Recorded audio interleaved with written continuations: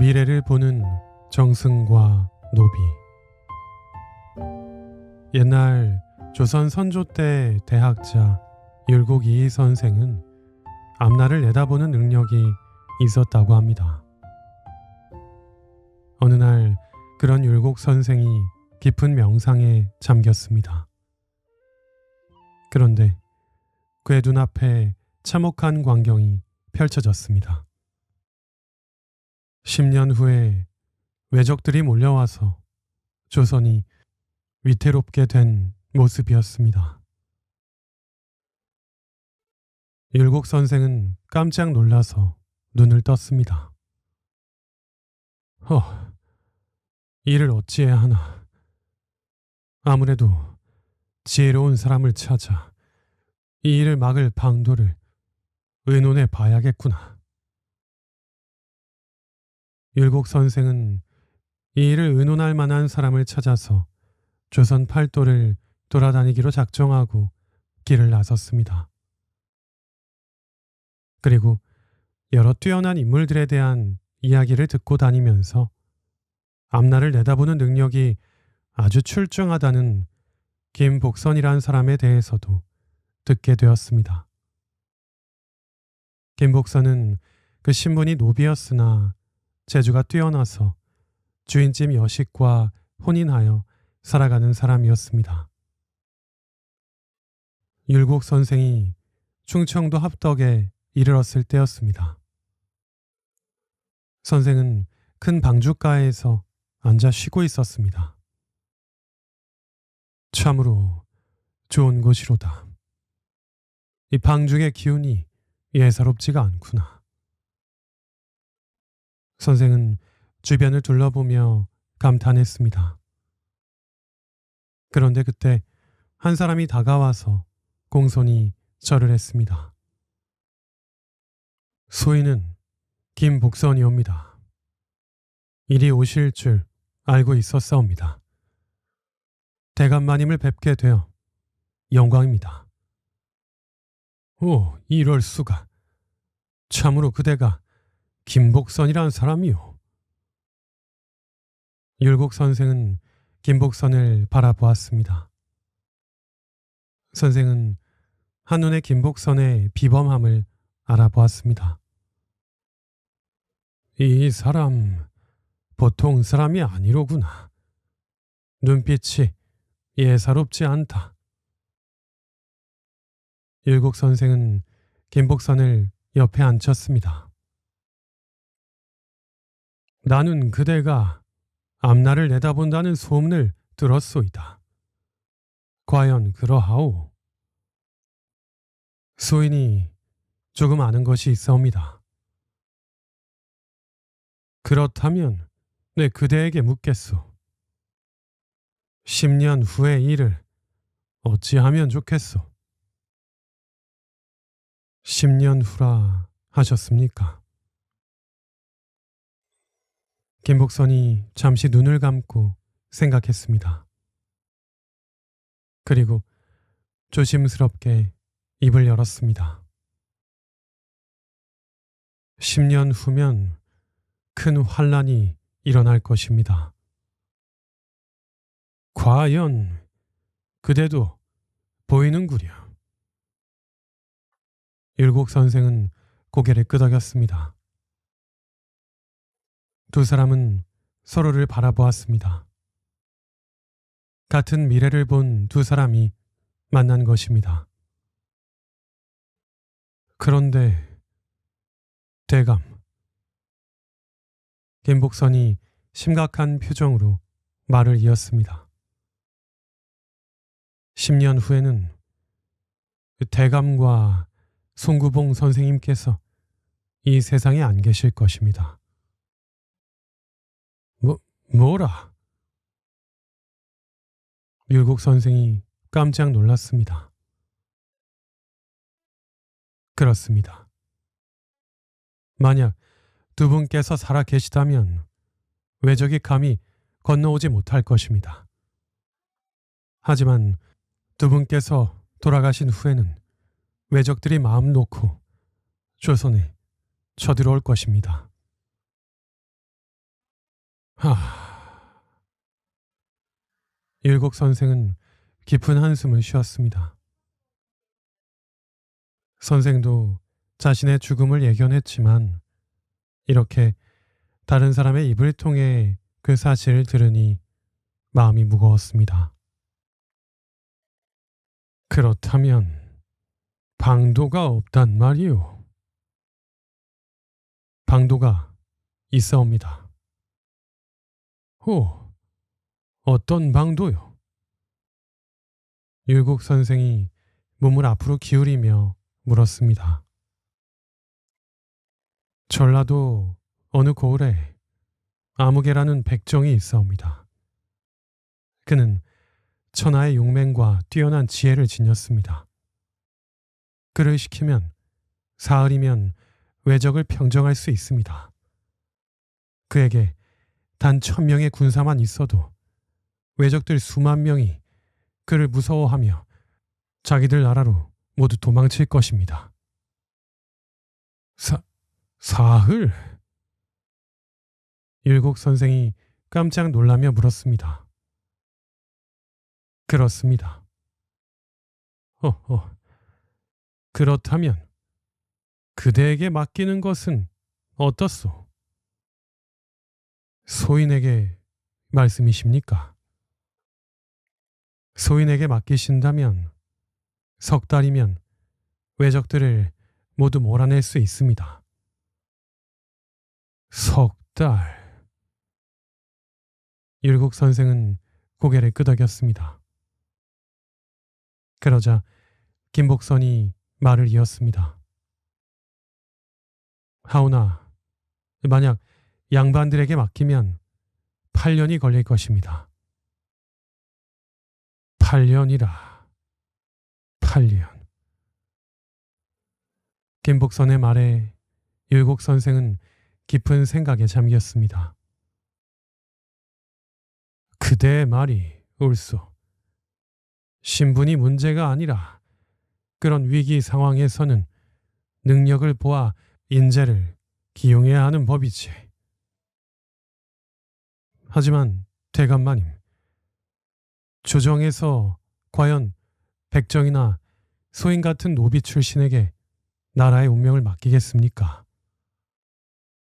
그런 일이 일어나는 것조차 기적이 아니겠습니까? 아니, 애초에 그런 일이 일어날 수 있는 나라였다면 10년 뒤에 있을 위기는 있지도 않은 일이었을 것입니다. 김복선은 그러면서 씁쓸하게 웃었습니다. 그것이 문제로다. 율곡 선생도 한숨을 쉬었습니다. 조선은 철저한 신분제의 사회였고 아무리 능력이 뛰어난들 천인은 조정에서 기용받을 수가 없었습니다. 소인도 신분이 이런지라 그 사정을 잘 압니다. 아무리 재주가 뛰어나도 천인은 천인일 뿐이죠. 백정은 백정일 뿐이고. 김복선의 목소리에 슬픔이 묻어났습니다. 율곡 선생은 그런 김복선의 눈빛에서 깊은 슬픔을 잊고 물었습니다. 그대에게 무슨 일이 있었소? 별일 아닙니다, 대감. 율곡 선생은 김복선의 어깨에 손을 얹었습니다. 나라가 위급한 상황인데 신분을 따질 때가 아니오. 내가 조정에 돌아가서 이 일을 모두 아뢰겠소. 그대의 능력을 인정받게 하겠소. 그 전라도의 암흑의 백정과 그대를 기용할 수 있도록 조정의 모든 이들을 설득할 것이오. 예, 감사합니다, 대감마님. 김복선이 깊이 절을 했습니다. 내 말은 이렇게 하지만 나도 결과는 장담할 수 없구려. 율곡 선생은 그렇게 걱정하며 한양으로 돌아가서 조정에서 자신의 의견을 말하기 시작했습니다. 전하, 소신이 팔도를 돌아다니며 인재를 찾았습니다. 10년 후에 외적들이 쳐들어올 것이니 지금부터 양병을 해야 하옵니다. 10년 후에 외적이라니 그게 무슨 소리요? 근거가 무엇이오? 선조임금이 물었습니다. 소신이 앞날을 살펴보니 그리 되옵니다. 또한 돌아가는 정황이 그렇사옵니다. 만약 외적이 쳐들어오거든 전라도의 암흑의 백정이나 충청도의 김복선이란 이에게 중임을 맡기소서. 두 사람이 비록 백정과 천인의 신분이긴 하나 그 능력이 출중하옵니다. 뭐? 백정과 천인한테 나라의 중책을 맡기라고? 조정 대신들이 웅성거렸습니다. 아니 대감, 그게 무슨 말씀이시오? 아무리 나라가 위급해도 천인이나 백정에게 나라의 중책을 맡길 수는 없지 않소. 그것이야말로 나라를 위험하게 하는 일이오. 대신들이 반대하고 나섰습니다. 그러니 율곡 선생이 목소리를 높였습니다. 이 보게들, 신분이 무엇이 중요한가? 능력 있는 자에게 이 중임을 맡겨야 나라를 구할 수 있는 것이야. 전하, 꼭 제 말대로 하셔야 하옵니다. 율곡 선생의 절박한 호소가 대전에 울려 퍼졌습니다. 하지만 조정 대신들은 고개를 저었습니다. 그런 상놈들을 어찌 믿겠소? 양반들 중에서 능력 있는 자를 찾으면 되지 않겠소? 그리고 10년 뒤에 외적들이 쳐들어온다니. 대감께서 너무 걱정이 지나치신 것 같습니다. 결국 그렇게 율곡 선생의 주장은 받아들여지지 않았습니다. 10년 후에 과연 어찌 될 것인가?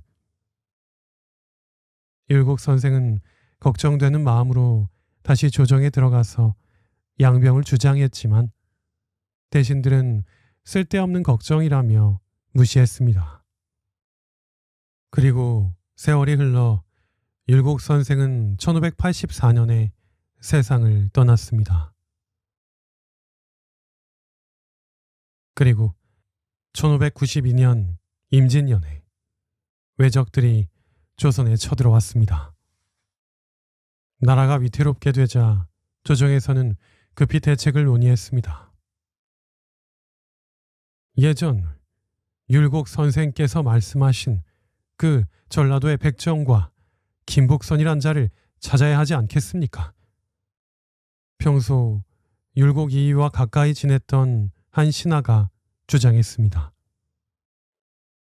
그러자 대신들이 반대하고 나섰습니다. 아니 돼요. 천인들에게 이 나라를 맡길 수는 없소.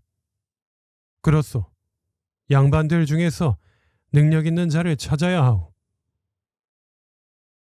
그렇게 결국 조선 조정에서는 새로운 인재를 등용하지 않고 기존의 양반 출신 장수들로 외적에 맞서 싸우게 하였습니다. 그리고 외적을 물리치는데 정확히 8년이 걸렸습니다. 이 모든 것이 김복선의 예언대로였습니다.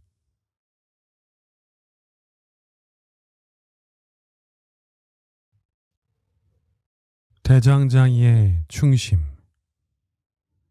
지금으로부터 약 500년 전 조선 영주 배점리에 한 남자가 찾아왔습니다.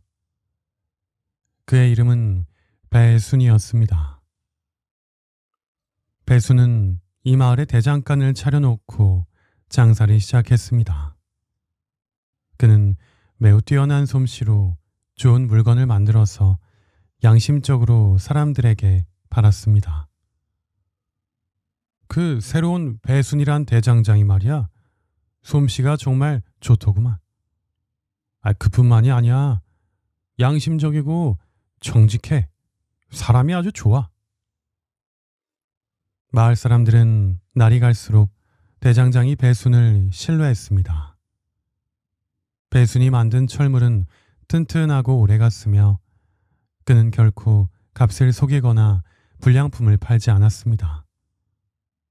거기다 배순이 마을 사람들에게 더욱 존경을 받았는데 그 이유는 그의 행실이 착하고 특히 어버이에게 효도가 지극했으며 조상을 정성으로 모셨기 때문입니다. 그러던 어느 가을 타작 때였습니다. 배순은 조상의 제사를 지내는 곡식을 마당에서 정결하게 타작을 해서 따로 보관하였습니다. 이보게, 곡식이야 다 같은 곡식인데 왜 그리 번거롭게 따로 타작을 하는가? 이웃이 물었습니다.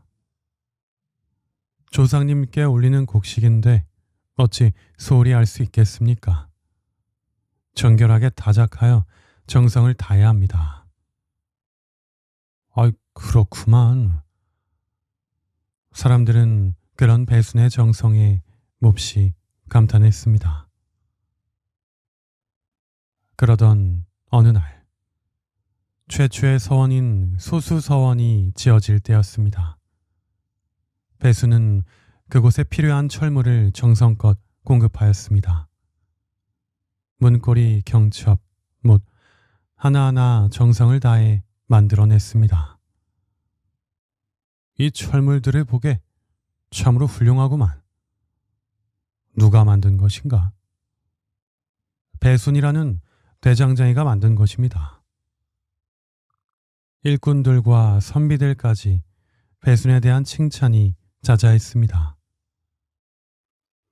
그에 대한 소문은 유명한 퇴계 이황 선생의 귀에까지 들어갔습니다. 이황 선생은 배순에 대해 알아본 뒤 그를 불러 칭찬했습니다. 그대의 솜씨와 정성이 참으로 훌륭하오. 그뿐만 아니라 그대의 효심과 조상을 생각하는 마음, 충성심이 더욱 아름답소. 배순은 공손히 대답했습니다. 과찬이십니다, 선생님. 저는 다만 제 본분을 다할 뿐입니다. 이황 선생은 그 뒤로 배순을 더욱 아꼈습니다. 배순 역시 이황 선생을 진심으로 존경했습니다. 세월이 흘러 이황 선생이 세상을 떠났습니다. 선생님, 저에게 큰 가르침을 주셨는데 이렇게 떠나시다니. 배순은 이황의 죽음을 슬퍼하며 철물로 이황 선생의 상을 만들었습니다. 정성을 다해 하나하나 세밀하게 만들었습니다. 그리고 그 상을 모셔놓고 3년 동안 상복을 입었습니다. 배순이 퇴계 선생님을 위해 3년 상을 지낸다던데? 철물로 이황 선생님 상을 만들어 모셨다지? 참으로 의리 있는 사람이 아닌가? 사람들은 배순의 의리를 칭찬했습니다. 그리고 세월이 더 흘러 선조 임금이 승하했습니다. 그러니 배순은 다시 깊은 슬픔에 빠졌습니다. 임금님께서 돌아가셨구나. 이 나라를 이끌어 주셨던 분이. 배순은 매달 음력 초하룻 날과 보름날이 되면 정성 들여 음식을 장만했습니다. 그리고 그 음식을 들고 뒷산에 올라갔습니다. 산에 오른 배수는 북쪽 궁성 쪽을 향해 무릎을 꿇었습니다. 전하, 부디 편히 잠드소서. 배수는 곡을 하며 제사를 지냈습니다. 그 슬픈 소리가 산을 울렸습니다. 한 달에 2번 초하루와 보름. 배수는 3년 동안 한 번도 거르지 않고 산에 올라가 제사를 지냈습니다. 음식을 들고 산에 오를 때 배순이 밟은 바위에는 남학신 자국이 깊게 패였습니다. 그만큼 오랜 세월 같은 길을 오르내렸던 것입니다. 배순의 슬픈 곡소리는 멀리까지 퍼져나갔습니다. 그리고 기어이 그 소리가 궁 안에까지 들렸다고 합니다. 조정의 신하들이 임금에게 아뢰었습니다. 전하, 영주 배점리에 배순이라는 대장장이가 있사옵니다. 선왕께서 승하하신 후에 3년 동안 매달 2번씩 산에 올라가서 곡을 하며 제사를 지낸다고 합니다. 그런 충신이 있단 말인가? 그렇사옵니다. 그 정성이 지극하여 온 나라에 소문이 자자하옵니다. 그러한 충신을 어찌 그냥 둘 수 있겠는가? 정렬을 내리도록 하라. 정렬한 효자나 연료, 충신 등의 행적을 높이 기르기 위해서 그들이 살던 집 앞에 문을 세우거나 마을 입구에 작은 정각을 세워 기념하는 것을 말합니다. 그렇게 나라에서는 배순에게 정렬을 내렸고 이후로 사람들은 배순이 임금을 향해 곡을 했다는 산을 궁망봉이라고 불렀습니다. 또한 이 지역의 이름을 배순의 대장간이 있던 곳이라 하여 모두 배점이라고 불렀습니다. 그런 배순은 78살의 나이로 세상을 떠났는데 그날은 이상하게도 맑은 날이었는데 갑자기 큰 비가 쏟아졌습니다. 마치 하늘이 울고 있는 것 같았습니다. 집 앞들에는 갈까마귀 떼가 모여들었습니다. 까마귀들은 슬피 울며 하늘을 빙빙 돌았습니다. 까! 까!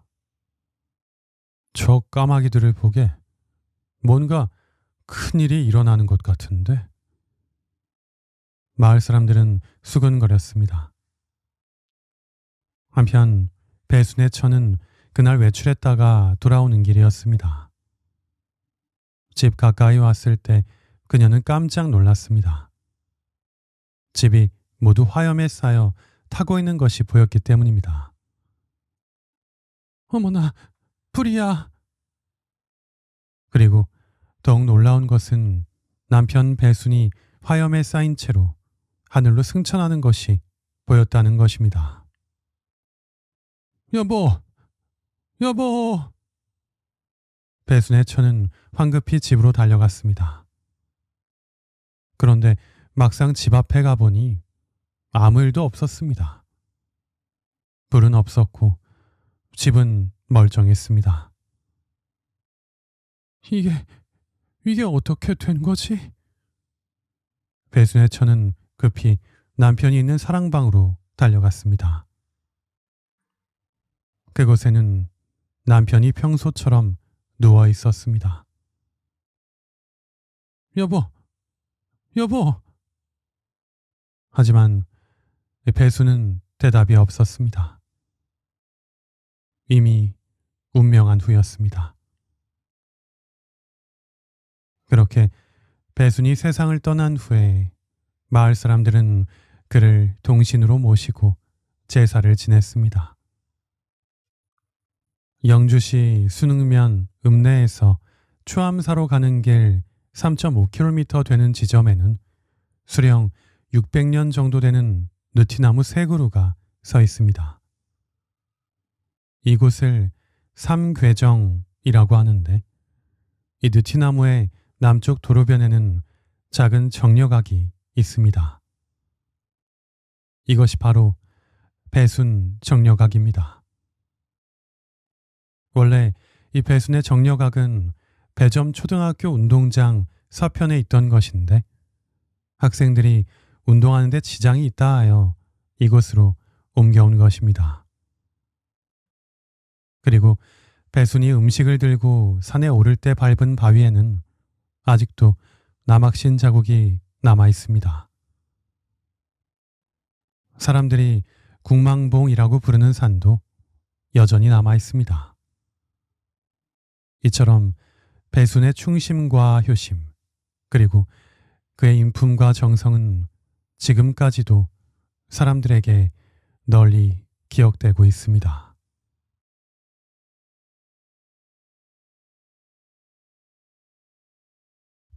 호두와 농부. 아주 먼 옛날 신이 이 세상에서 인간과 함께 살던 시절이 있었습니다. 그러던 어느 날 호두 농사를 짓던 한 농부가 신에게 찾아가서 이렇게 부탁했습니다. 호두 농사를 잘 지어보고 싶습니다. 저에게 1년만 날씨를 맡겨주십시오. 딱 1년 동안 제 뜻대로 날씨가 바뀌도록 좀 해주십시오. 농부가 하도 간곡히 사정하는 터에 신은 그가 1년 동안 날씨에 대한 모든 것을 조종할 수 있도록 허락해 주었습니다. 그리하여 정말로 1년 동안 날씨는 농부의 마음대로 되었습니다. 그가 따사로운 햇볕을 원하면 햇볕이 내리쬐었고 시원하고 촉촉한 비를 원하면 정말로 시원하고 촉촉한 비가 잔뜩 내렸습니다. 덜 여문 호두알을 떨어뜨리는 바람도 그 호두알을 위협하는 천둥 번개도 없었습니다.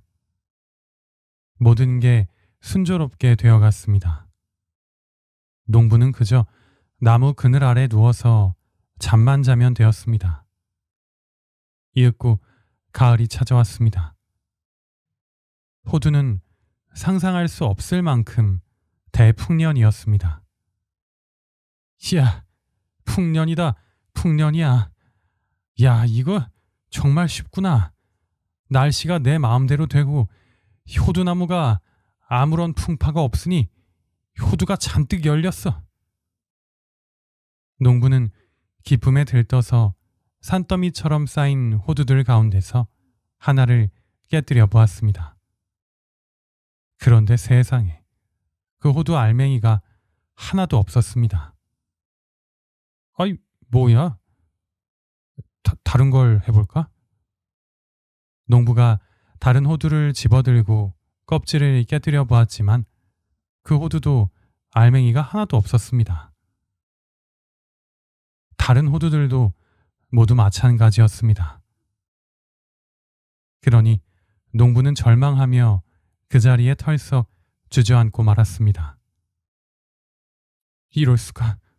말도 안 돼. 이게 어떻게 된 거야? 농부는 그 빈 껍데기 호두들을 들고 신을 찾아가 이것이 어찌된 일이냐고 따져 물었습니다. 그러자 신은 빙그레 웃으면서 말했습니다. 이보게, 도전이 없는 것에는 원래 알맹이가 들지 않는 법이네.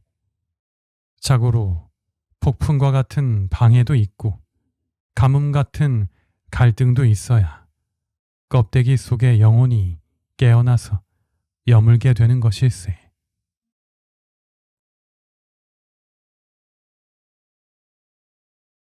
바쁜 주식 중개인의 로맨스. 오 헨리. 피처는 하비 맥스웰이 듬직하게 믿고 있는 비서이자 주식 중개사무소의 직원이다. 물론 하비 맥스웰은 뉴욕의 주식 중개인이고 말이다. 그런 피처가 하비 맥스웰과 함께 젊은 여자 속기사 아가씨가 거의 동시에 사무실로 들어서는 것을 보았다. 피처는 평소같이 이 둘을 무덤덤히 바라보다 자신도 모르게 오늘은 뭔가 있는 듯하여 그들을 관심 있게 지켜보기 시작했다. 그러니까 그게 아침 9시 반 정각에 벌어진 일이었다. 맥스웰은 평소대로 잘 잤나 피처? 하며 무뚝뚝하게 아침 인사를 건넨 다음 마치 책상을 단번에 뛰어넘기라도 할 기세로 돌진해 갔다. 그리고 자신의 책상 그 수북히 쌓인 편지들과 전보 속으로 곧장 파고들어 평소 자신의 업무에 매중한다. 젊은 아가씨는 맥스웰의 사무소에서 1년 동안 근무해온 속기 담당 여직원이었다. 그치만 그녀의 미모는 여느 속기사들이랑은 전혀 달랐다. 정말 보통이 아니었는데 누군가 한 번만 스쳐 지나가도 자신도 모르게 되돌아보게 되는 아름다움이었다. 그녀를 보고 있자면 프랑스 왕 루이 15세의 애인이었던 미모의 퐁파두르 부인이 뉴욕 한복판에 다시 살아 돌아왔다 생각될 정도였다. 그녀는 가끔 허리선을 강조한 드레스를 입긴 했지만 그것도 어디까지나 묻어난 옷이거나 어두운 회색 계통의 옷들을 1차적으로 먼저 입고 그걸 다시 그녀 자신의 몸에 딱 맞는 어울림으로 가리는 스타일이었다. 그리고 단정하게 쓴 검은색 터번 모자에는 금초록빛 앵무새 깃이 좌우로 예쁘게 꽂혀 있었다. 그런 그녀의 얼굴에선 아침부터 주변 공간을 은은하게 울리는 광채가 나고 있었다. 두 눈망울은 마치 꿈을 꾸는 듯 생기 있었고 두 뺨은 파스텔톤 복숭아빛이 은은히 드러나고 있었다. 그리고 그 얼굴에서 행복에 깃든 표정을 읽어내는 건 무덤덤한 피처로서도 무척 쉬운 일이었다. 피처는 평소와 달라진 그녀의 모습에서 색다른 호기심이 있는 걸 참을 수 없었다. 더구나 오늘 그녀는 그녀의 책상이 있는 안쪽 방으로 곧장 가지 않고 그 대신 무슨 이유인지 사장실에서 잠시 주저하며 머뭇거리기까지 하는 것이었다. 그러다 한 번은 맥스웰 사장의 책상 근처로 너무나 가까이 다가가는 바람에 업무에 치중하고 있던 맥스웰 사장이 그녀가 다가왔다는 것을 단박에 알아챌 뻔하였다. 주식 중개인이 늘 그렇듯이 뉴욕의 주식 중개인들은 한번 자신의 일에 몰두하기 시작하면 더 이상 지구상에 존재하는 사람이 아니었다. 지금의 맥스웰 사장도 그러했다. 그저 윙윙거리며 돌아가는 수레바퀴이자 퉁퉁 튕기며 왔다 갔다 작동되는 규격화된 하나의 기계 용수철. 즉 말을 하고 팔다리만 있을 뿐이지 움직이는 하나의 주식 자판기 그 이상도 이하도 아니었던 것이다. 그래, 무슨 일이야? 내게 무슨 기난 용무라도 있던가? 하며 맥스웰이 예민한 척 반응했다. 그의 책상 위는 온통 전날 도착한 각종 우편물들이 연극 무대에 뿌려진 눈송이 마냥 잔뜩 쌓여 있었다. 그는 냉담하고 매사 무뚝뚝한 원래가 투명한 사람 그 모습 그대로의 맥스웰일 뿐이었다. 그런 그가 그녀의 등장으로 인해 업무에 집중을 할 수 없게 되자 예리하게 빛나는 그 잿빛 눈방울로 눈에 불꽃까지 튀겨가며 그녀를 쏘아보았다. 아니요, 아니에요. 라고 말하며 속기사 그녀는 돌아섰다. 다만 뒤돌아서기 전에 그에게 살짝 미소를 지어주는 건 잊지 않았다. 피처 씨 하며 그녀가 비서인 피처에게로 가서 말했다. 혹시 새 속기사를 구한다는 맥스웰 사장님의 말씀이 따로 없으셨나요? 어제 말이에요. 아, 있었죠. 한 명 급히 구해야 한다고 그러더군요. 그래서 어제 오후에 따로 인력사무소에도 전화를 넣어두었고 오늘 아침에 당장 출근할 수 있는 몇 사람을 보내달라고 하였습니다. 그럼 저희가 그 중에 한 명을 면접을 보고 채용할 수 있거든요. 가만 보자. 지금이 오전 9시 45분이니까 근데 아직 어느 누구 하나 코빼기도 안 보이네요. 그럼 전 그리 알고 평소처럼 제 일을 하고 있을게요. 제 일을 인수인계할 누군가가 올 때까진 말이에요. 그리고 그녀는 자신의 안쪽 방 책상가로 가더니 이내 금초록빛 앵무새 깃이 달린 검은 터번 모자를 벗어 평소 늘 걸어두던 곳에 걸고는 자신의 자리에 가서 앉았다. 그리곤 자신의 일에 매진하기 시작했다. 한참 업무가 바빠 미친 듯 몰려드는 일감을 처리해 나가는 주식 중개인의 모습을 볼 기회가 없는 사람이라면, 그러니까 이 1년의 휘황찬란한 일처리의 광경을 단 한 번이라도 가까이서 지켜보지 못한 인류학 교수가 있다면 내 장담컨대 그건 그의 학업이든 직무든 어느 분야에선 간에 한참이나 불리한 조건을 가진 것이다. 뉴욕의 시인들은 빼곡히 굽이치는 영광의 삶에 대해 자주 노래하곤 했다. 그렇지만 주식 중개인, 특히 전 세계적으로도 가장 바쁠 것임이 너무도 자명한 뉴욕 주식 중개인으로서의 삶과 시간이란 빼곡히 굽이치는 혹은 바쁜 이런 아니란 지구상의 인류의 단어로 설명할 바가 못 되었다. 뉴욕 주식 중개인, 그들의 삶은 매 1분 1초 시시각각 변해가는 시황에 따라 죽었다 살았다를 반복하는 촉각의 연속인 것이다. 마치 차량 가죽 손잡이부터 앞뒤 승강구까지 승객이 빽빽히 매달린 초만원 전차와 같았다. 특히나 이날 하비 맥스웰은 유독 더 바빴더랬다. 증권 시세 표시기는 오늘따라 발작이라도 하는 듯 유별나게 끊어지고 이어짐을 반복해가며 증권 시세가 적힌 테이프를 찍찍 뽑아냈다. 테이프 묶음들이 정신없이 소용돌이를 치고 있었다. 또한 책상 위 전화기는 찌르릉 찌르릉 장기간에 걸쳐 쉴 새 없이 울려대고 있었다. 다급한 표정으로 저마다 주식 중개사무소로 몰려들기 시작한 각양각층의 사람들이 욕설까지 퍼부어가며 말하기 일쑤였고, 혹 잠시 주식이 오를 때는 유머를 건네기도 하였다.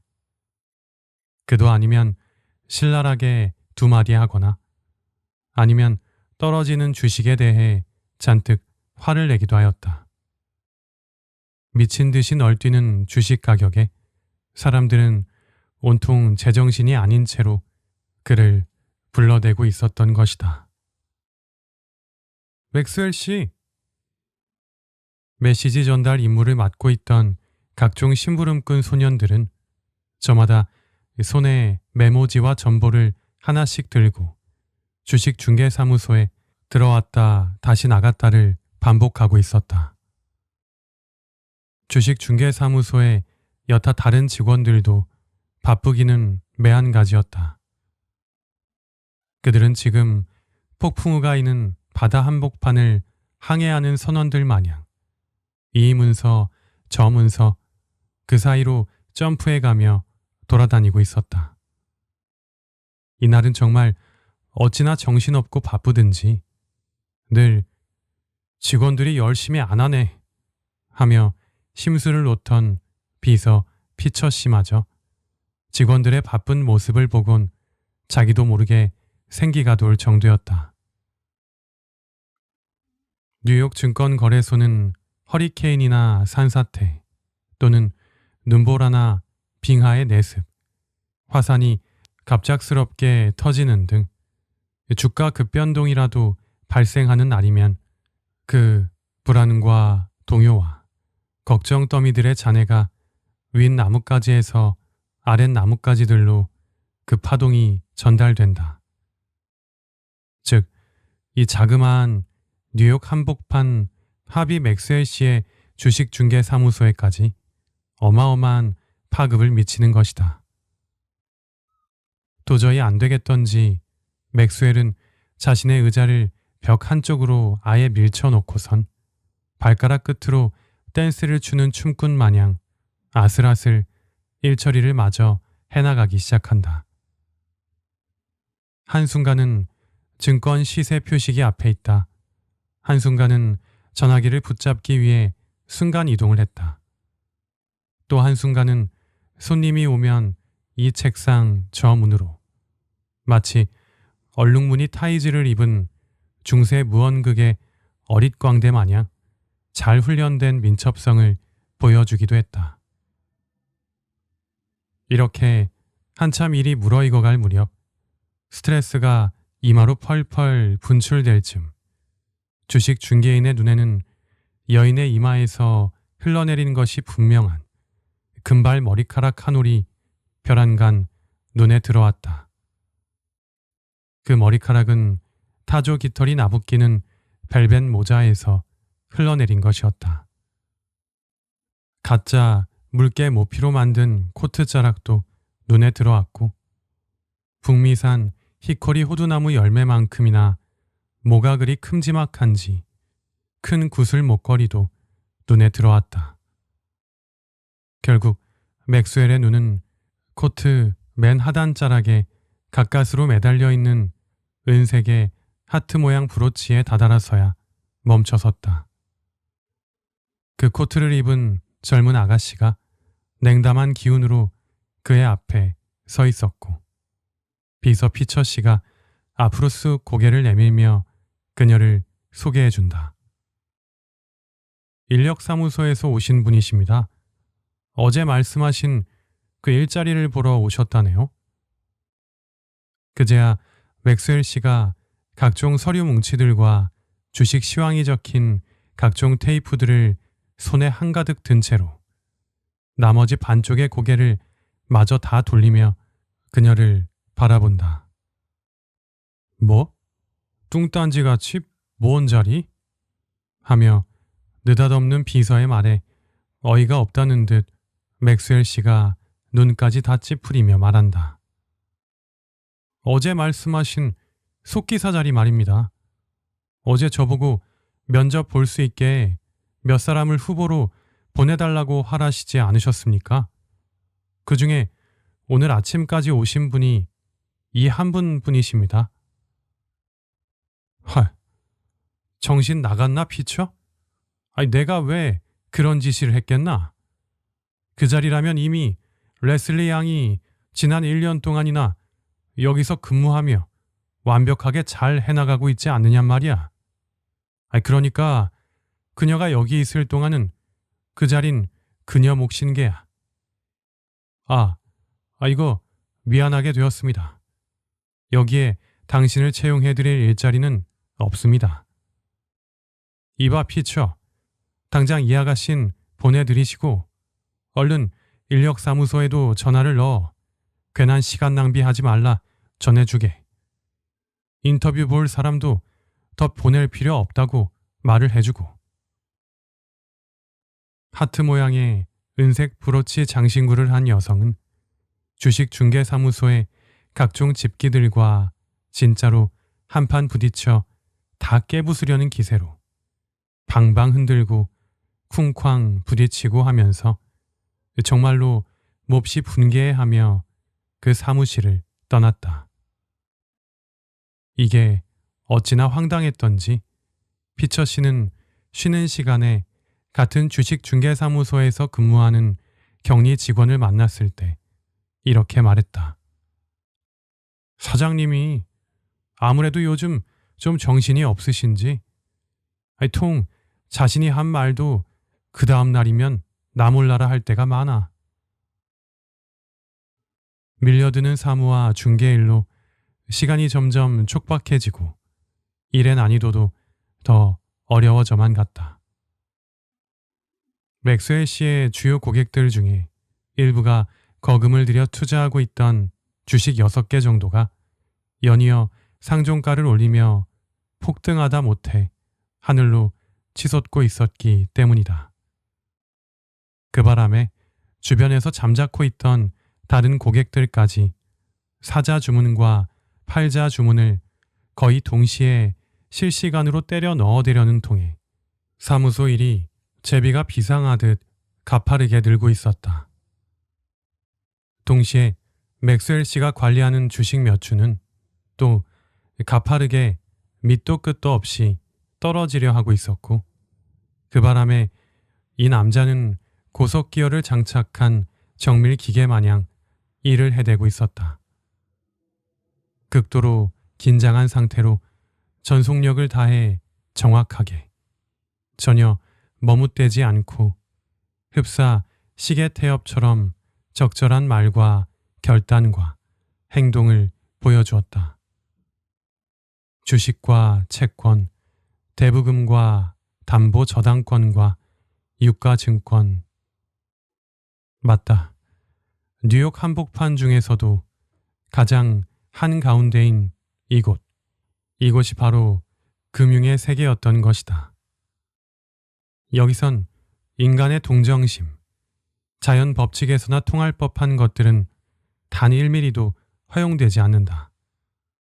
철저히 정해진 계산의 영역이었다. 바로 그 계산의 영역에서 맥스웰 씨, 그가 통했던 것이다. 그래도 점심 식사 시간이 다가옴에 따라 업무의 강도가 차차 누그러지고 있었다. 맥스웰은 여느 주식 중개인답게 왼손, 오른손 모두의 각종 정보와 메모지들을 잔뜩 부엉켜 안고 만년필은 오른쪽 귓등에 꼽고 있었다. 그리고 추렁추렁한 머리카락들을 너무 자주 움켜쥐었다 풀었다 해댄 통에 금세 산발이 다 되어 그대로 자신의 책상가에 서 있었다. 바로 그때 반쯤 열린 창문을 통해 뭔가가 흘러 들어왔다. 라일락 향기. 어쩌면 잠시 잊고 있었을, 그도 아니면 누군가의 채취였을 수도 있는, 그게 아니라 성미 까다로운 누군가의 달콤한 유혹의 향수였을지도 모를 라일락 향기.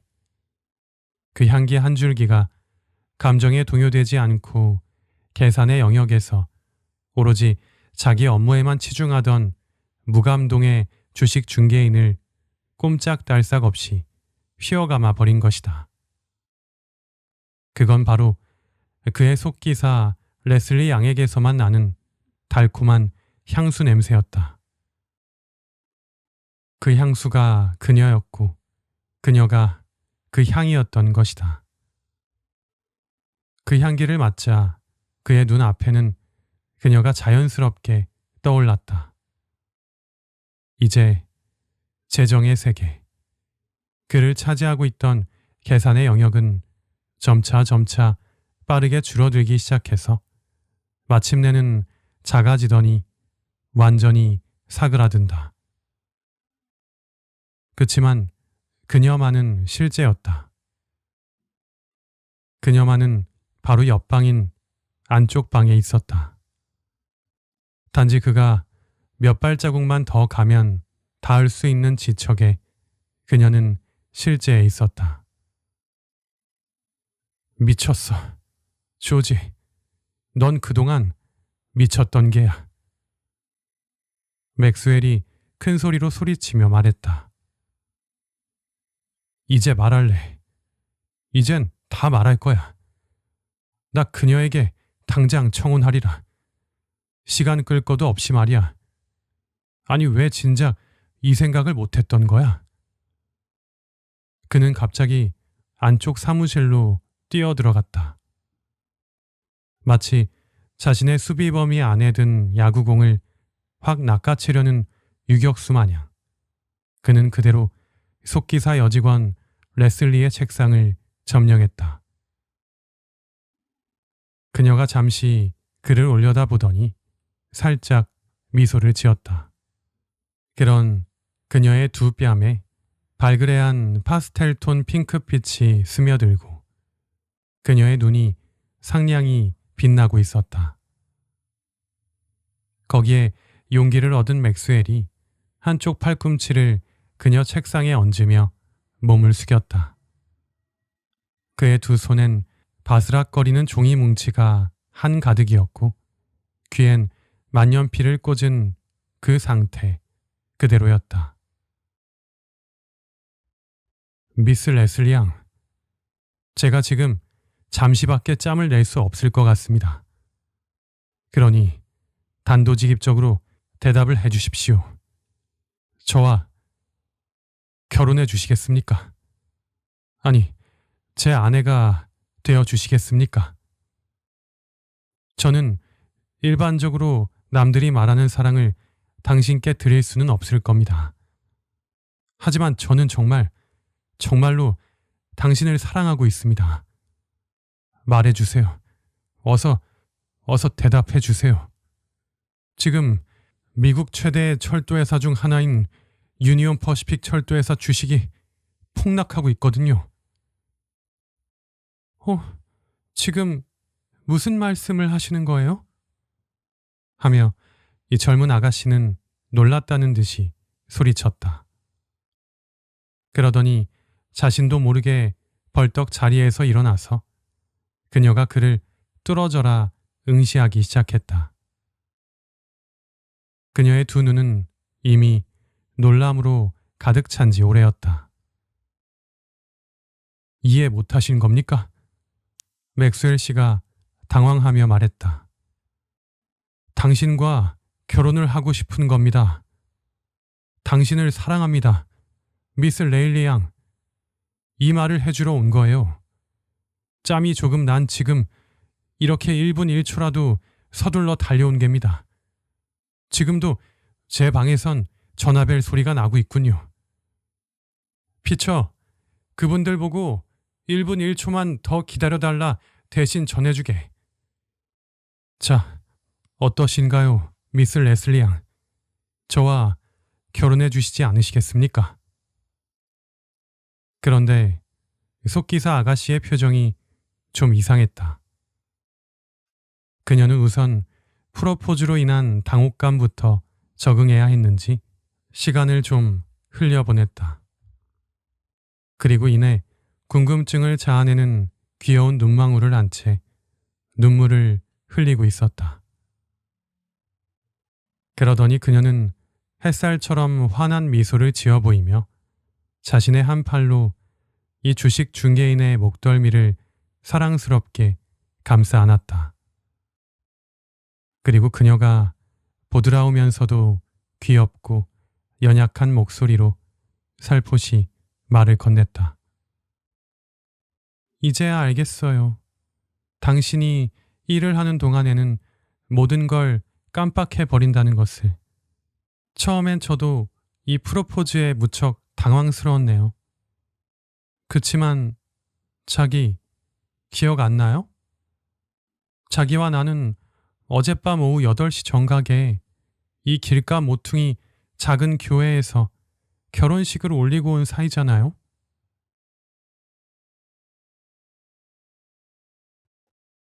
잘자쌤, 오늘의 이야기는 여기까지입니다. 지금부터는 하루의 피로를 풀고 마음의 안정을 찾기 위해 간단한 호흡법을 함께 해볼까요? 먼저 편안하게 앉거나 누워주세요. 천천히 눈을 감고 깊게 숨을 들이마십니다. 천천히 가능한 한 많은 공기가 폐속에 가득 차도록 해주세요. 그 다음 천천히 숨을 내쉽니다.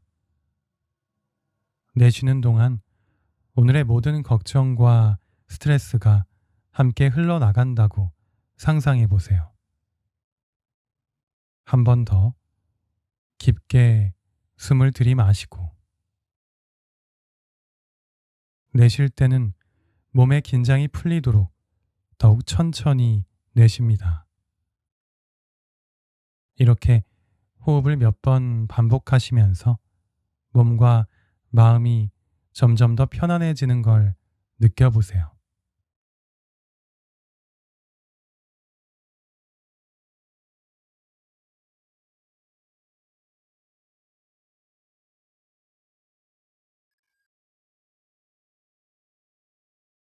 이제 하루를 마무리할 시간입니다. 오늘의 모든 것을 내려놓고 편안한 마음으로 내일을 맞이할 준비를 하세요. 좋은 꿈 꾸시고 내일 더 상쾌한 마음으로 다시 새로운 하루를 시작하시기 바랍니다. 오늘도 저의 이야기를 들어주셔서 감사합니다. 꿀잠님들 모두 잘 자셈.